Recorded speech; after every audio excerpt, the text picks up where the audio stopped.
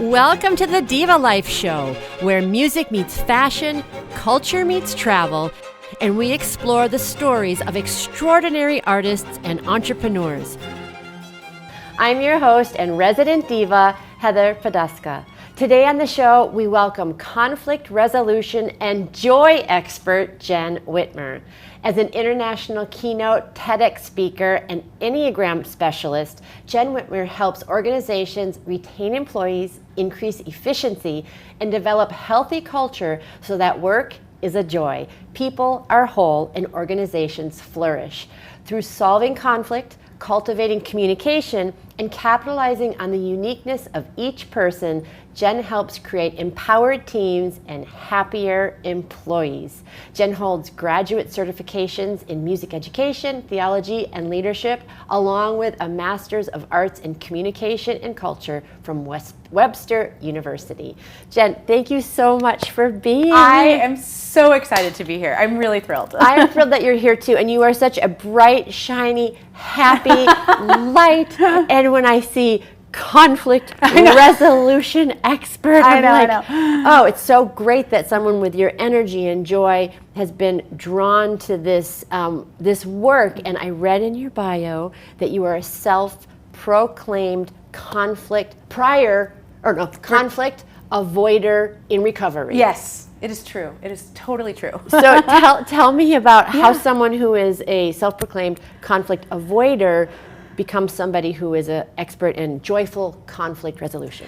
So I love this question because I think that the majority of people don't love conflict. Mm-hmm. I think that is the vast majority of people are not ready to jump into conflict. Some of us are like, okay, fine, I'll do it. And some of us are like, no, not even that. Mm-hmm. And so I always thought I was like that middle person, like, yeah, I'll do conflict. It's no big deal. Mostly because of my family of origin, we shouted a lot. Like there was a lot of activity. It was a big, loud Italian family. And so there's lots of, but it actually wasn't solving any conflict. It was just lots of loud. A lot of hand gestures. A lot of hand gestures, a lot of loud talking, you know.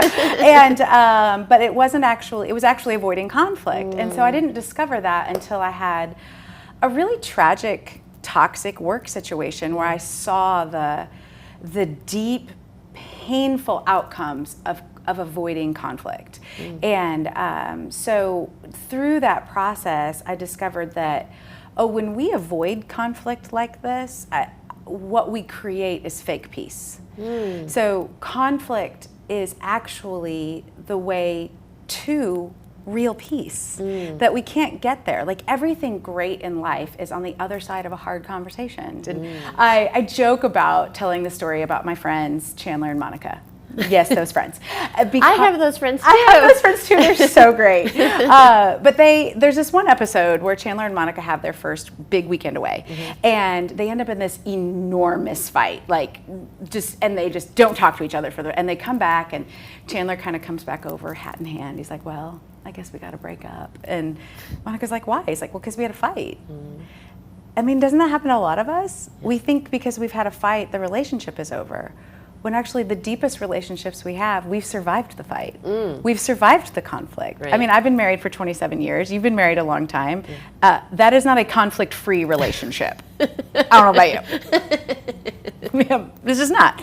So I, as a conflict avoider, realized I was cutting myself off at the knees for everything I really wanted. So if I could help other people realize that, there are skills. Not only are there skills to get through conflict, there's actually hope on the other side. That's how I came to be doing that part of the whole concept of creating that positive culture with people. Oh, that's so wonderful. And when you think about it, when we know that, like you know that this piece is on the other side, everything we want sort of in our work culture is also on the other side of this conflict. It brings more richness. If we know that intellectually, why do we avoid it? Oh gosh. So, because it's scary, first of all. I mean, I don't actually know what's going to happen. There is uncertainty. 90% of the time it works out really well. I think that's one reason we avoid it. I think that some of the other reasons we avoid it is because we mislabel what conflict is. I don't love the term fight because that in my mind, I see fists. Like even though that's not what we're doing. And there's verbal fists. I mean, it's not just physical. But I think of conflict resolution as first a posture. Then we have a set of skills. So the posture is it's the two of us together. So if I'm thinking fists, not the two of us together trying to solve a problem, that concept, I'm going to avoid that all day long. I don't want to fight with you. Do I want to solve problems with you? Yes, that I want to do. So I think that's the other reason, one of the other reasons we avoid it, because first of all, it is uncomfortable, which makes it a little scary, but we have a misconception of what we're doing. I'm not fighting with you, I'm solving a problem with you. We're together on a team. And I think the other thing is we just have thousands and thousands of horrible examples from our family of origin, from your first work experience. Those two places are incredibly shaping for our view of conflict. So when I'm like working with teams or I do a keynote on conflict resolution, I always show the scale of 9 sheep, and it's like sheep in all these different postures. And like, which one is you? And it's amazing how people view conflict. And if you think about getting into a conversation with somebody in this posture of fists versus the posture of like we physically hold each other, it changes literally what you see. And then that provides so many new opportunities. So we avoid it because we feel like we don't know how. We're a little scared of the discomfort because even if you know how, it's still uncomfortable. And then we have a bad posture. I love that. And it gives distance from the entity of the problem. The problem isn't in you, it's not in me, it's something here. So we can talk about this, as opposed to like, I'm talking about you, you're talking about me. And what, and then it's like, who's gonna win? What are we gonna lose? It totally puts it in a zero-sum game. And conflict should never be a zero-sum. I mean, there are very few problems in life that are zero-sum. We can almost always find a win-win, or even I think at work sometimes like it's a disagree and commit. I can disagree with you and actually commit to this action step. Now when it comes to values and things that are non-negotiables, no, you can't. So I guess we are splitting ways, but a lot of times I can disagree and commit with that. I freaking love that. Disagree and commit. I love that because you don't have to agree. No. Especially at work. Like if I'm a leader but I'm not the CEO or on the committee that made the decision, we feel disempowered often. Like I have to accept this and agree with it. Well, no, I don't have to. I can disagree internally, but find the thing that makes it valuable in my role to commit to. How does that help my team? How does that help me get to accomplishing the goals of what we're doing on our team? Have you found that there are what are the most common kinds of conflicts that come up in work situations? So no matter where you are, I don't care what your office is, I don't care what your home is, like personal, professional, at the Starbucks. 80% of conflict, what we perceive as conflict, is just miscommunication. I've literally misheard you. I have misunderstood what your intent or your actual words were. There's so many misses. So if we can solve just sheer miscommunication with a little bit of curiosity and a little bit of reflective listening, we actually realize, we aren't having a conflict, we're having a miscommunication.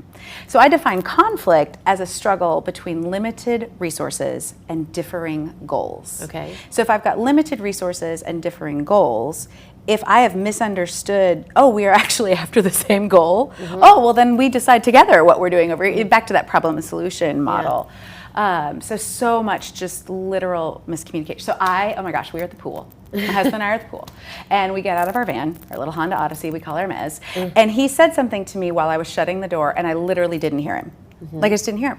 We had an argument for the next hour and a half. Wow. And turns out at the very beginning, he said, I actually don't want to talk about this right now because I don't feel emotionally, I'm just kind of tired. I don't think it'll go well. Well, it didn't. He had the self-awareness to say that was true, but I literally didn't hear him. So I'm just asking questions because, I don't understand. I'm trying to get through. It was a miscommunication about when we were going to have this conversation that we could have saved ourselves so much from just miscommunication. Well, it sounds like I have some travel rules when I'm traveling. Oh yeah. Don't let yourself get too tired, too hot or cold. Or too hungry. Yes, totally. If you can avoid those things, so many of the other problems that you have when you're traveling go away. So I think those are good rules to apply in other places. Well, I was just going to ask you, what are some like basic kind of quick things that you can think about to have better communication? Like, I mean, obviously one is like, am I hungry? Am I irritable? Mm-hmm. Am I physically uncomfortable? Mm-hmm. Like that, I assume that might be one of them. Yes. But what are some other ones? So besides HALT, which is hungry, alone, hungry, angry, lonely, or tired. That just sounds horrible anyway, right? Right, like we don't want to do that. Yeah. Can I emotionally regulate myself right now? And what does that mean? Yes, great. So emotionally regulated means I can experience my emotions without them overwhelming me. I'm in charge of me and my actions, not the emotions right now.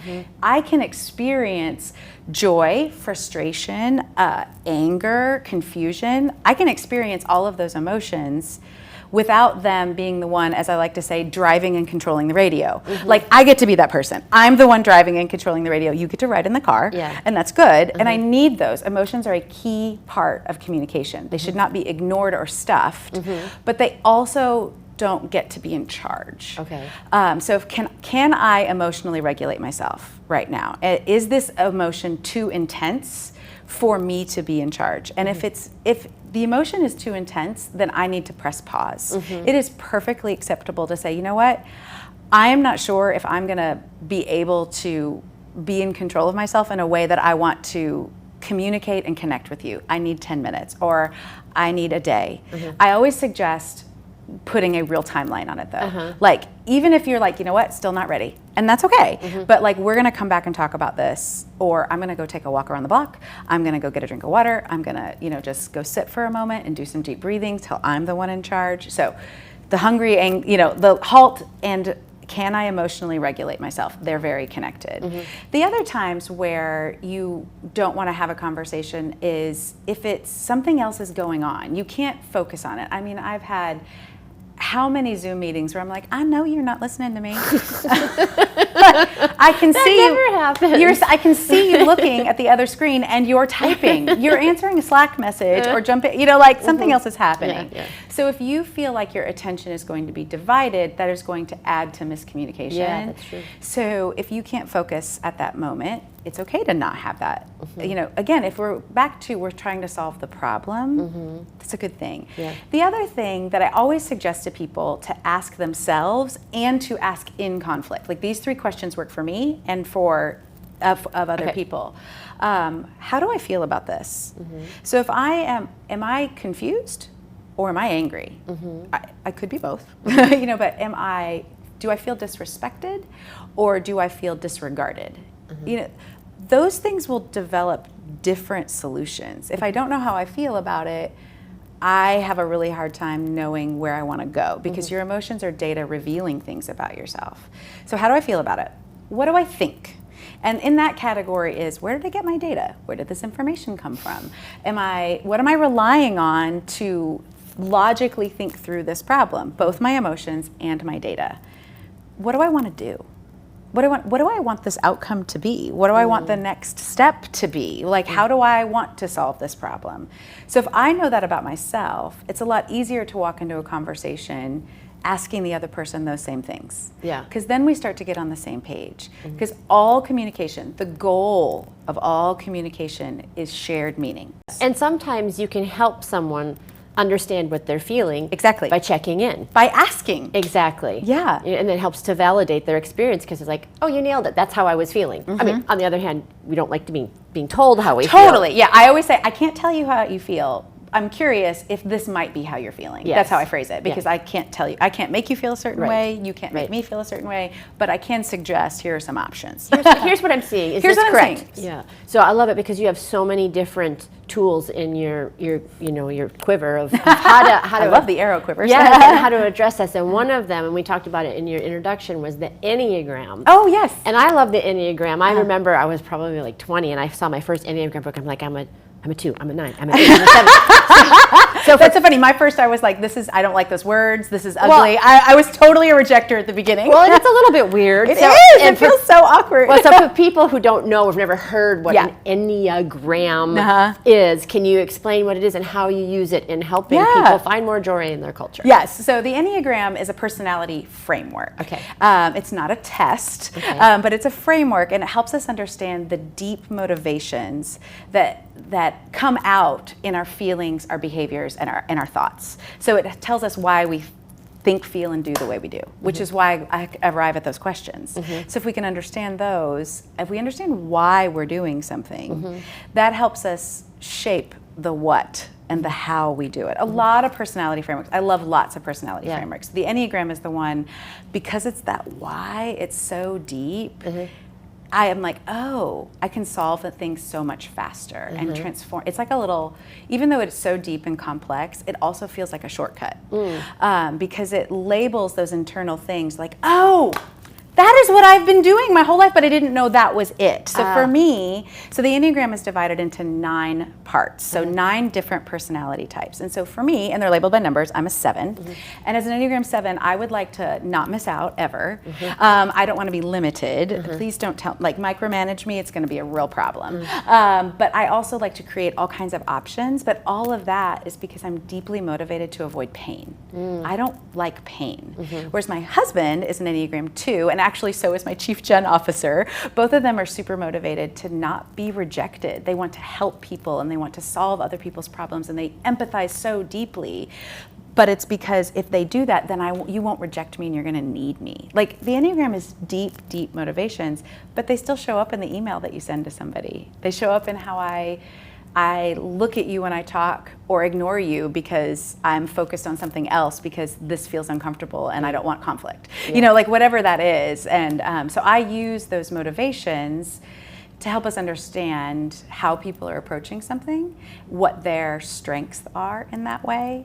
And I talk a lot about how the greatest parts about us are also the worst parts about us. And if we're not aware of that, it runs rampant and we clash, we miscommunicate, we make poor decisions, we don't create work environments that understand who people are, just like put them in boxes and widgets. But when we understand that, we can be people-centered and we are so much more profitable and productive when we get that. So I use it in all kinds of ways. That's awesome. I love also that in all of this that you bring joy and you have Joyosity as your framework that you have created. So tell us a little bit about Joyosity and why it's so important. So I think of Joyosity as that big idea of flourishing and shalom and peace that is wholehearted and wholly your whole person and connectedness. That's for you as a human, but also as an organization. A flourishing organization is connecting with its people, it's solving a problem in the world, and therefore it is profitable. So it's not profit-centered, but profit comes when you solve a problem really well and you take care of people. So Joyosity has 3 main big sections to it. So exploring who we are as people, engaging with one another as people, and creating an experience that is healthy for people. So those are the big categories of it. And when we do all 3 of those well, and there's some more breakdowns, and you know, we can go into all that. But when you do all of those things well, we create an environment that welcomes in the complexity of who we are as people. What would you say to people to be able to communicate with people that seem to have wildly different perspectives to maintain your self-respect, respect of others, and also feel somewhat empowered to have a voice? Yes. Oh, this is great. So one of the things I say a lot is that we cannot assume that anyone sees, feels, thinks, believes, or, this is the really rough one, interprets information the way we do. So we can be all looking at the same thing and have all of these different things. So just recognizing that assumption gets you out of I am the only way. Because what's happening is we're centering ourselves and putting ourselves as normal or the standard. well, if you're the only standard, then everybody else is always wrong. Right. And you know that logically when I say that out loud, Right. but people are, like, we just forget because we so want certainty and safety, and we will fight tooth and nail for love, safety, and belonging. So if we feel threatened, if you're threatening love, safety, or belonging, that's when we get all up in arms. So connecting with people over those very things are how we start to get through it. So I teach a workshop and a class based on 4 questions to help us connect first as people. So, and it's like, what do you love? What have you lost? Oh, that hits, I right? know, doesn't it? What have Yeah. you lost? What do you wish other people knew? And what do you want to see in the world? And when we ask those questions, it is shocking. I did this once in a school district that it was for the parent, anybody in the community, so not just the school district, but the school district was the sponsor. And so people from the community came, and this was a school district that was fighting over everything that school districts are fighting over right now. And like the superintendent had death threats. It was intense and scary. And it's a large, large district in my home state. And people who were came in on the opposite sides, and physically you could see, like they were not talking to each other. And so we put people in pairs and we asked these and like it was shocking how similar their answers were. Now how we want to go about getting those things, well then we're back to how do we solve that problem? Right. Now we're solving a problem. Yeah, and I think that I'm like, yes, yes, yes, yes. And then the last one I was like, how do we want to, what was it? How do we want to see the world? What would you like to see change in the world? What would you basically? What would you like to see change? And I'm like, that's the hiccup, because I'm like, I don't know if we want to say the same, but I wish. My hope is that instead of this, we're like this. Another way to ask that question is, what do you dream about? Yeah. Oh, that's a great one. So that's another way to ask the same question. So that we can be as a group, like all of us who are here. Are looking at this problem here together, like you said at the beginning, arm in arm, instead of... and I think we also really have to be willing. Those are the starter questions. Yeah. There are rules in the way I run the workshop, but when you're in conversation with somebody being curious, when you say, what do you dream about? And like, well, what are the reasons you dream about that? How would you like to, what does that look like to you? Like Brene Brown says, paint done. I think we can paint things for people. And like, oh, that doesn't sound so bad. Like I wouldn't have dreamed it that way, but I can get on board. Like we just start to see something. It opens up wonder and curiosity in a way that just not only connects us as people, but opens up the creativity of problem solving in a new way. And I think that underneath, even like that layer of like, what do you dream of? Why do you dream of that? That layer of like, what you said, safety, love, safety, and belonging. And that's something that we all can connect to. Every single time. But I also love that you talked about creativity. And one of the things I wanted to ask you is you work with corporations, organizations, you've got a philosophy, you've got a methodology, you are very structured. And you're no one else is structured. But okay, I do have good solid frameworks. You do, but you also dream that your life is a musical. It's true. It's really true. And you have training in music and theology and communication and all of what some people might say soft skills. Oh wait, my soapbox is coming. Okay, let me put it out here. Because we were talking earlier off camera about the value of soft skills and the value of the arts and the value of communication, the value of joy. That like, who's going to shell out $1 billion to have joy be part of their talk to us about how you see the value and what it has brought. All of this has brought you, not just for yourself, but the value that you see it transform in these organizations. Yeah. So I talk a lot about, as I'm writing my book and doing all the research, that joy is the heartbeat of a healthy organization. And that joy is not fluffy. It's not cotton candy and balloons. So replace that image with lavender. Because lavender, the roots are as deep as the tree. So joy is rooted. It's not happy all the time, and the research says that people who are joyful at work tend to be doing what they love 35% of the time, what they feel resourced and skilled. 35% feels really low. Yeah, I was going to say that. Doesn't it? Yeah. Well, because it's paired with they're only spending 10% of the time doing something that they don't feel skilled, resourced, or enjoy. Okay. So that middle ground is, send an email. Like I don't feel unskilled about it, but it's not like my favorite thing. It's not on stage with a bunch of people. Right. But the 10% are things that, that's kind of this range. So we think about joy, if it's rooted and it's deep, And real joy has deep roots, and roots are formed in the dark. So through exploring ourselves, through connecting, through developing what I call people power skills, not soft skills, because those are everything we need. And we're in an age where, especially all the different things around technology and artificial intelligence are in some ways outpacing what we even understand. Our human connection, the ability to communicate with people, to connect with others, to solve problems through communication, through play and creativity, it's more important every single day.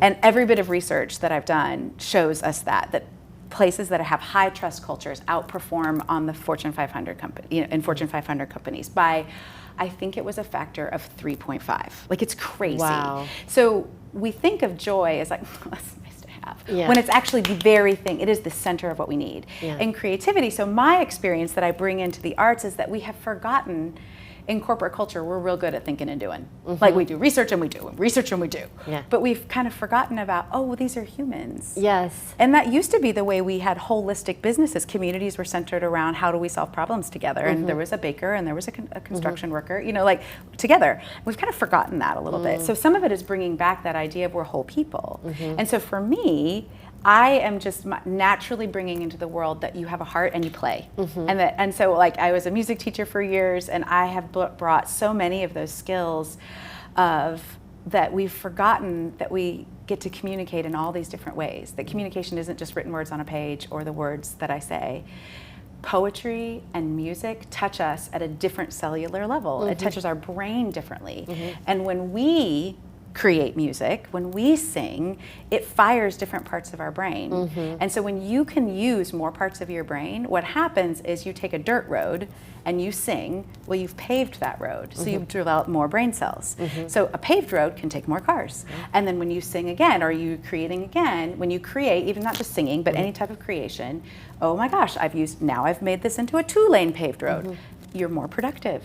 Things move faster. So it's actual brain science that says creativity and joy make us holistic, better humans. Yeah.